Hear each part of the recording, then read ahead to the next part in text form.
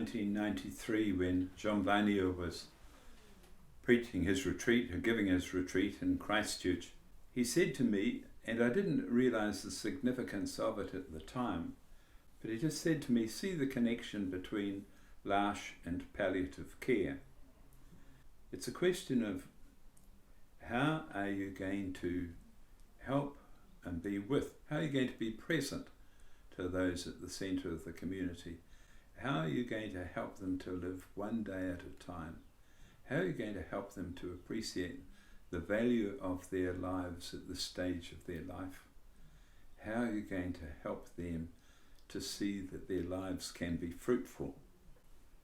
Because of that link John Vanier gave in 1993,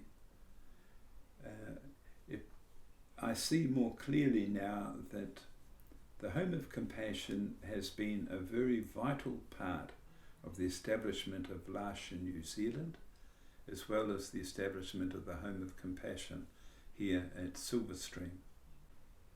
It's interesting that Suzanne Aubert, the founder of the Home of Compassion Sisters, had in mind right from the very beginning the care for the intellectually disabled people, as she ran they looked after their people at Carterton, and some of whom became early members of l'Arche Kapiti, but also Susan Aubert had a great love for the care of the aged.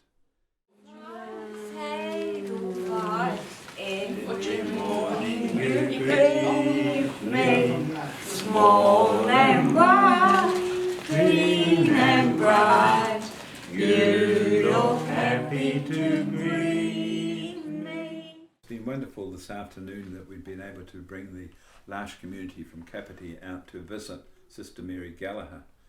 She was she worked in the l'Arche community in Hobart at Beni Abbess for a year, and then came and lived with Angela Capes, the foundress of the community of the l'Arche Kapiti.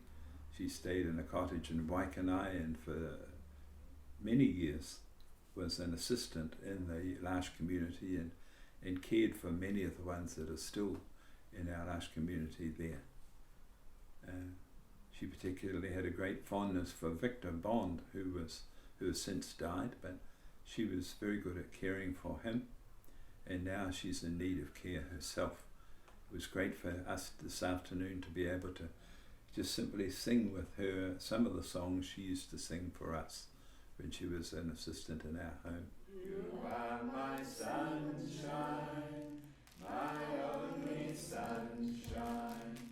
You make me happy when skies are grey. You never know, dear, how much I love you. Please don't take my sunshine away.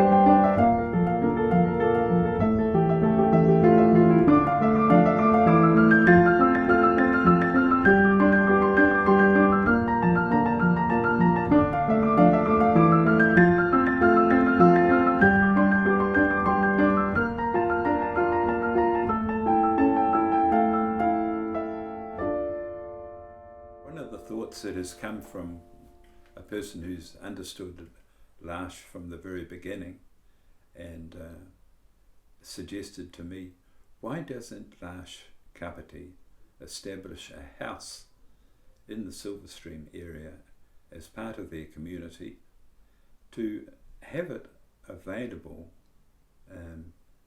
for a community that can keep close to any person that came to live in. It's part of their mission, it's part of their love, and it's part of a historical connection in these days.